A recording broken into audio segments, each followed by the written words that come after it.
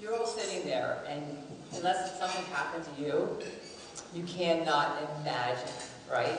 You just say, oh my God, I can't believe if I lost my child or my grandchild. And you know what? I can't believe I lost my child. I just cannot believe it. Those that knew Asher, he was smart, he was funny, he was all the above. But you never know what's going on, really going on, in a teenager's mind. So our goal for Forever Frosty is to end the stigma of getting treatment for mental health. So we have partnered with several different mental health professional psychologists, and they are willing to take a cut of their fee because insurance only gives you so much, and we are going to pay the rest because they need to get the help. But what are you going to do about the people that don't think they need the help? And that's where the awareness comes in, and that's where the stigma has to end. You know, I was just reading something about like how people label people with mental illness. They say, oh, he's schizophrenic or he's bipolar. So if somebody has cancer, do you say, he's cancer? No, he has cancer. It's the same kind of disease. It's a disease, I mean. It's just, you know, and it's been always so taboo in our worlds. And since Asher died, I've become the suicide whisperer, and I cannot tell you how many people have come up to me to talk to me, to share their stories, and they still don't want anybody else to know I'm involved. But we are going into the schools. I've got all these workshops and speaking engagements. I'm going to Benjamin. I'm going to a school in Connecticut. I speak at, we did some workshops at Harborside, and we contributed to that.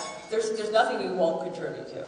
How many people in this room have either a child or a grandchild between, you know, 13 and 24? Raise your hands.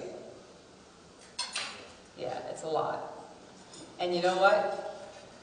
Every one of you have been affected by suicide, or sadly, you will. So that's where we need to keep the motivation going to support these causes. You might be done parenting, but the times are so rough right now. There's so much stress. People put stress upon themselves, and you never know that Asher was sick. He had anxiety. A lot of kids have anxiety. I mean, you're a teenager. He's 16, you know, am I fat, am I this? Even boys do that. But did we expect it? Hell no. So you don't know. You don't know. So the point is, you could say, okay, well, you can afford a therapy, you can do this. Well, yes, of course. But we need to reach out to all those people that will stand up and say, yes, my child needs it. And the child can be comfortable with saying, I need to get help. I need to get help. About suicide, when kids say, I want to kill myself. I hate life. F it all. And you're like, oh, come on, just get out of it, grow up. You have to listen to those things, you know. Sometimes, especially girls, they cut, they take drugs. Boys, like my son, took it to the extreme, and he shot himself in the head. But when they're saying something, they are not trying to get attention. They are trying to get help. And you have to listen closely. We did everything we could.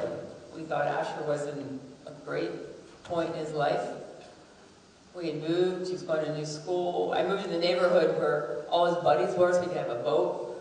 And within that week, he went back to the old house and shot himself. So you don't know. You just don't know.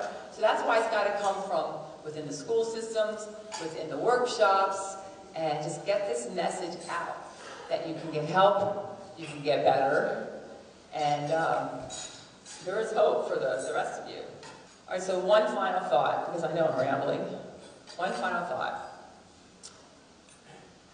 Everyone here has been super generous And we all pick our causes. I have other causes. I believe in the World Wildlife Foundation and bears, and I believe in the Turtle Hospital and whatever spiritual things. I give to them. But I would love for this to be one of your things that you permanently give to every year, because it is affecting every single one of you, whether you know it or not. And that's huge. And I really appreciate this day. It's fun. We don't want to make Forever Frosty like this dour thing. We have a cute logo because we want to, like, life has to move forward. But we need to keep those people here. So what are you going to do to stop the stigma of mental health? Personally, what are you going to do?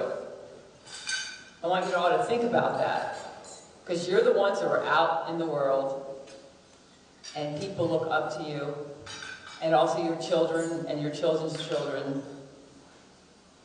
You know, you're it. So in our old days, we used to do, we would. Like, oh my God, he's like this, he's weird, he's that. But you know what? Everybody's got something.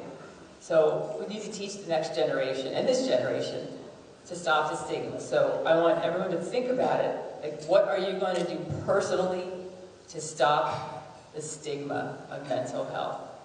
And urge anyone to get help. Thank you.